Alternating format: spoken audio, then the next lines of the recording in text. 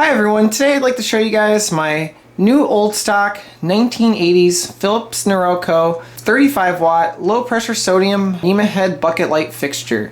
I was looking for some fluorescent light bulbs and stuff on Facebook Marketplace, and I actually had discovered that the seller of those bulbs had one of these sitting around. The person who had it in his garage had sadly passed away and had a bunch of other lighting stuff sitting around. So I got this for a really good deal. I think I only paid like 20 bucks for it, which is pretty amazing for something like this. But yeah, I got this along with some fluorescent stuff that I'm probably going to get rid of again. It's funny enough. But yeah, I was really excited to get one of these because when I moved up here to Detroit, I had actually seen two of these that are in use. It's finally nice to actually have one in my collection that is new old stock, and it's the color black, which, as you can see, it is in my office here. And yes, I got decorating to do still, but it does fit very well in here. And I got it mounted on this really nice 1.25" arm, and I got it hooked up to a light switch. Now, I won't turn this on yet because I'd kind of like to go over the fixture real quick and show you guys what it looks like. So as we look on the side here, you can see the bucket refractor part of it. It's just a standard plastic refractor, nothing too special here. I will say that when they get used over time though, these are kind of cheap and they can get very brittle. So they are nice when they're new, but they do kind of degrade over time. You can see the aluminum ring here that holds on the refractor. I think the screw for it, let's see, is kind of hiding back here. Not the screw, but there's a spring here, a nice stainless steel spring here that helps to hold that ring on. And of course you got these two latches up here as well. Got these nice barn latches. They're a little flimsier, but they are pretty cool, that hold the refractor to the top of the housing where the ballast is. So it is pretty nice. Now, as you probably noticed, it's a little wobbly. I will say the quality on this is probably not the most highest, and over time I'm gonna guess that refractor could fall off. But yeah, at least I do have it. But I will say, yeah, these probably could fall off over time. If we go kind of inside real quick, on the inside of the reflector, you can see an important sticker right there. Important lamp replacement, use 35 watt low pressure sodium. And that is a foil tag, by the way, which I think is really cool. And as we go up to the top housing here, you can see they got a nice coat of black paint on it. I'm not sure if this is powder coating or if it's enamel, but it does feel pretty smooth, so I'm led to believe that this is powder coating, which will last a very long time. The quality of the housing is a little bit on the thin side, and you can kind of see in the light here, there's some rough mold marks and whatnot, but they're okay, I guess. Moving up here, you can see another foil tag, and most of the time you probably won't find these if these are used, because these will certainly fall off. I think this is something they should have probably put inside the fixture, but nonetheless it's here. You can see it says Norelco. It's a 120 volt fixture, high power factor ballast system, which I think is really cool that it even says that. And up here you can see the lamp type, 35 watt low pressure sodium luminaire. And on the back here, you can see the slip fitter bolts. These, I think, are stainless steel, but I have seen these rust on some of the other ones, and they tend to get stuck on here, and then they crack the housing. So maybe not the best, but since it's new, it is. They are easy to work with. And you can see our clip here. It's just a steel clip. And of course, you got these two bolts here that hold it down. And if we come up here, take the photo cell out and take a look at that. You can see it comes with a nice brand new Fisher Pierce photo cell from 1980, which is really awesome. A lot of times these 80s versions tend to, they get really dried out, brittle, and this clear piece here, as you can kind of see, it's not really as slotted in there. It's actually just kind of clipped onto the surface and glued, I think. These also go missing. I have a ton of these in my collection that are missing this, but it's really nice to see one that's actually in good shape. So it's really cool. And if we look here, you can see the bottom. Photo controller, UL listed, has the install and remove date. Obviously, it's never been installed, except maybe in my office, but you know, bottom tag is all here. I like seeing all that. So really cool to have one of these that is not destroyed. And you can find lots of these new old stock photocells. My recommendation though is to not ever use these outside for long periods of time though, as they have a very high tendency to break down. But since we're inside, there should be no reason to worry at all. And we'll come back up here. We can look at the photocell socket. Honestly, I have not figured out how to adjust this, but my guess is that you maybe loosen a screw, maybe this one here, and then that'll turn that middle piece, because you can see it's actually separate from this outer ring. But of course, you just turn it to where you want your north position to be, and that's where your window is going to face as well on the photocell, and then you're good. Despite not understanding this, this is probably the first photocell socket I just don't know how to adjust, at least as of this video. I will say that it does at least feel kind of nice and clean. It does have some details on it, and it is made of Bakelite, which I'm sure you guys know that I really like Bakelite compared to other types of plastics. So real quick, I'll go ahead and take this off, and we can kind of look a little bit more closely at the inside. To remove the fracture to get better access to the lamp assembly, all you got to do is undo these two latches here, like this. And you just want to pull this down really carefully because you got this really big lamp here, and your refractor assembly is off. With that off, we got a much better visual of the lamp here, and I got my camera turned sideways because, as you can tell, it's really long. Of course, I'm going to have to do this more when I get into some of my other low pressure sodium fixtures, but yeah. But you can see here the new lamp that it came with. And to remove the lamp, all you got to do is kind of grab it like this and just give it a nice twist to the left. Once you do your little lefty-loosey there and slide it down gently, you have the lamp out. And then while we got it out, let's kind of find out where that logo is right here. And I'll put it in the light so you can see it a little better. So you can see we got a nice SOX 35 watt Norelco, made in Belgium. I have no idea what 9M means, but it's really nice to also have the lamp with it as well, which is cool. And of course, when we put it back in, you just want to slide it gently through the lamp holder. Make sure when you got two tabs up here, so you want to align them with those two notches up there. Just like that. Slide it back, and you're done. And one thing I really like about this fixture is it's got this cool lamp holder here to help stabilize the low pressure sodium lamp. I mean, without it, this thing really can move. And as you, I mean, yeah, you can see I'm kind of moving it with my hand here.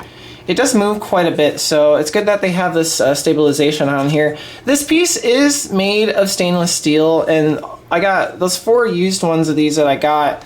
Those parts didn't rust, so I will say that is at least the good part about it. But you can see the ballast assembly up here. It's a little hard to kind of get an idea. I'm not going to take it all out to show you guys because that'd be a lot of work, but you can see all the wiring obviously in here. I got my feed coming in here. Look at that 1994 cable. It's almost like period accurate, isn't it? But yeah, I got my cable coming in. It just splices right into these wires here. And what's nice about this fixture, if you're wondering what all this wire is, this is the wire that is used to feed through the arm. I went ahead and just tucked it all in here for the meantime, so that it's kind of out of the way, but I do want to preserve, I want to preserve this, so I didn't really want to take that wire out. But the wires that actually go to the ballast, you can see are on this side. So you got obviously your neutrals, your hots, you got your reds for your load side that come off your photocell and whatnot. But yeah, it's all just kind of nicely tucked in there. The ballast, as you can probably tell, it might be a little bit hard to tell exactly, but it's the same color as the fixture. They also painted it, which is cool. Now, I believe the older Norelcos, because they've been making these for a bit, have a completely different socket. I gotta go look at mine outside, but this one has a Bakelite socket, and the older versions actually have a ceramic socket. Now, I don't know what's better, Bakelite or ceramic or whatnot, but I will say the socket does feel high quality, so I do like that. So yeah, that's pretty much all there is to see on that. Now, I mentioned that there was extra wire up in there. I'm going to make an attempt to open my closet here. Don't worry, there's nothing crazy in here. But back here, I actually have the arm that goes to it. Now, the reason why I'm not using it is it's because it's a little too big to put on my wall. However, we can at least review this real fast. Now, this is the arm that comes with the assembly, you know, because this is a kit pretty much. You know, you get your lamp, photocell, arm, fixture, and then, you know, you're good to go. So this is something I got as well. So I got everything, which I think is awesome. The arm is pretty much just like a standard, you know, pole mount arm. You just throw some lags in there, and then it mounts on. This screw right here, as you can see, kind of clips this entire ring down to position the arm how you want. So you can loosen that, and then you can actually pivot the arm on that, which is pretty cool. And of course, the arm itself, just an 1.25 inch piece of bent aluminum. This is all aluminum pretty much. This clip and the entire arm. Of course, if you don't want to use this, I've seen people where they'll take pipes and they'll connect it to a conduit ring and mount it on the conduit. You can also remove that and do that with this as well. You can do a lot of things with this arm. Overall, for pole mounting though, I'm not a fan of this design. Obviously, I work in the field, so I have a lot of real streetlight arms that actually have the hook for a real lag bolt, and I much prefer those designs better.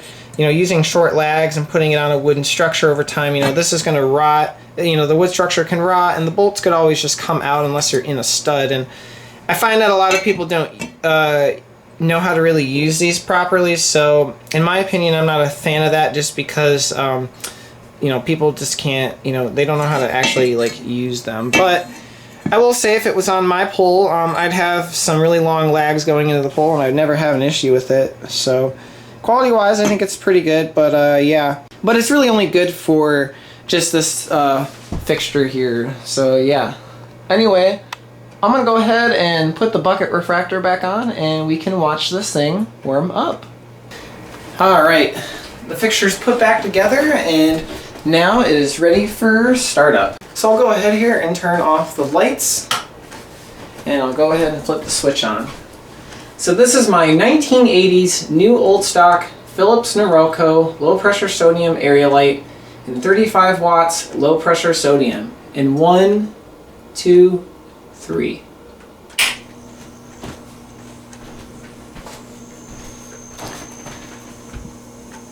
I really like that nice reddish white glow at the very beginning. That's the neon starting to vaporize into the arc stream. Right now it's just a really deep red, but as we watch it warm up, it'll start to change into more of a, you know, yellowish orange kind of weird color. Low pressure sodium is a little hard to describe, but obviously we'll see exactly what it looks like here momentarily. So let's watch it warm up.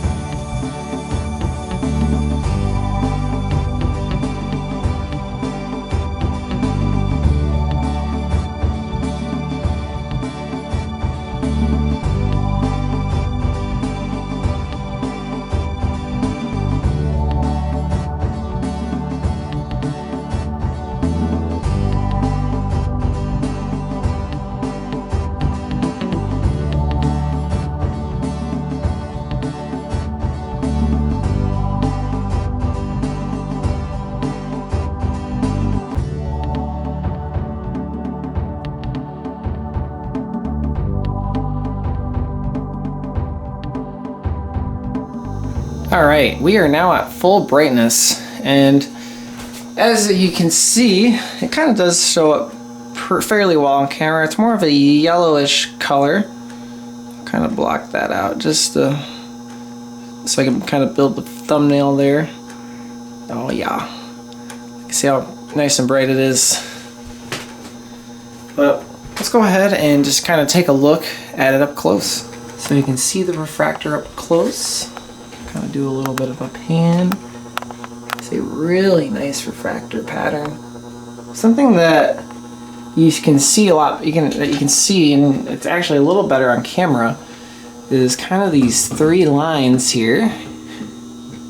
Yeah, I can see those as well, but it's a little harder to, just because the light is a little more bright, obviously, in real life. You can see the lamp up there as well. Really nice, really pretty lamp. It's almost, you can almost look straight at it, but I wouldn't recommend doing it. You can see the tag chilling out in there. Really cool. And I'll do a little bit of a sideways pan. Well, that's not doing much, but you can kind of see there. Really cool. Go back up to the top. Wow, nice. We can go to the back here. Kind of get a nice look at the tag again. Really cool. And the photocell. Right now I'm kind of standing back by my door, so you can see how well it lights the room up. It's really more of a yellowy orange color. It probably appears more orange on camera. I can adjust the color a bit. But yeah, you can see how it really like desaturates a lot of the color in here. It's kind of funny. But yeah, it's really cool. I really like having it as just my little display office light. Go over here, you can see my pictures and stop sign, especially the stop sign. Doesn't really look very red, does it? With that really odd color that's coming off the lamp. Low pressure sodium definitely puts out a really bad color rendering. I don't know, maybe, I guess in regards to this room, I mean, a lot of the colors in here are kind of like blue and turquoise and stuff, and it really kind of makes those colors like completely desaturated, but you know, it probably makes the contrast better. Like black and white probably appears a little better, you know, you don't have a lot of grays, you know, so, and orange lighting has always been good. I know that's why a lot of people like high pressure sodium, but yeah, it's pretty nice glow, and I'm sure if I had it installed outside it would look very pretty as well. All right, go ahead and turn on the light here. Should shut off. Ah, yeah, the photocell's a little bit buzzy when it turns off, but with it being a little older, but yeah, it does work. So yeah. Anyway, that was my new old stock 1980 Philips Norelco 35 watt low pressure sodium bucket light. I hope you guys enjoyed this little review video. I definitely think this is a very nice fixture. I don't know if they came in any other colors. I think black was really the only color it ever came in. If there were any other colors though, feel free to let me know down in the comments below. And if you guys know where any of these happen to be, I always encourage people to try and save them if they are at risk of being thrown away or destroyed. These are pretty cool. Low pressure sodium is becoming a very difficult thing to obtain. One, because at least here in America, and I think in Canada too, these things are not very common. Low pressure sodium is not something we use a lot here. And it's very expensive as well. So if anyone could ever, if anyone can get a hold of any of this stuff or knows where any of this stuff is, I definitely recommend saving it. But thank you guys for watching, and I'll see you guys in the next one. Goodbye. Alright, can it restrike? Come on. I know you want to.